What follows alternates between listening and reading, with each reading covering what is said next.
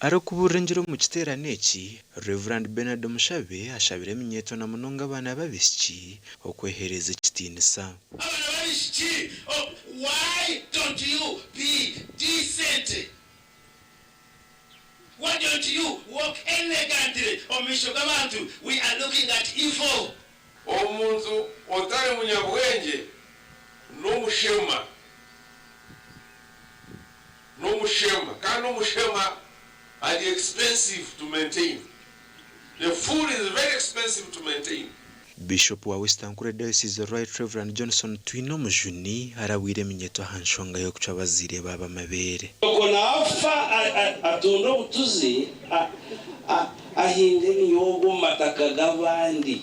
Shamutera agira ati ko asa kutega hweba abana banje akushabira bawe ogero rabuza kuza mu university okiko mu university rotarga ngwirona kuba stylic ngirona kuba umurembe rero shambana n'abakisoro shambana n'abagurero kuza kureba waza kumara nyoko waza kureba amabegana gahunga blouse. Ekiteerane eki nikihendera akashozi ubwiranyangi omuri Bushenyi municipality. Ekiteerane ky'eminyeeto kwegarukamu ngo be wise ninga so mbese sura ya katarafuta cyangwa 15 niba no kuba umunyabwenge kandi ibintu bitwakora kutonda kombero bwo miso.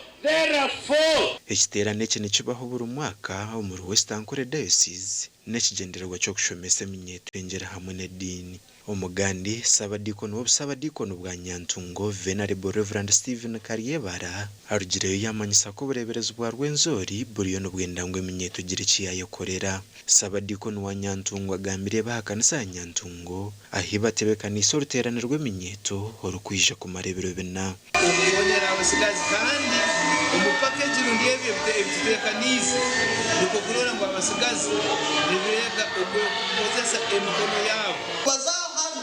Nuko kusanga mumezi bwawe buli omukristo Yesu n'omubatiro mu ruhanga mukama nakwigira yamusana n'ekiro n'otumba mumezi obulungi okuhika ohikira hamisa yawe yona ruhanga yakuraganisha. Amen. Oruteerane oru rukatandika izuba riri akashatu kandi bamwe eminyeeto ya kyenjojo nibagira ngu biine ebibegire mu bingi. Omugambi watugambireho okujunwa nko kugula umuhanda gogenda mu iguru tusemerire kwikiriza Yesu kuba mujuni waitu niko tukagenda mu iguru. Enyegeseze kugaruka busiyaka atunga na amani agumwoyo korora na overcoming so many challenges.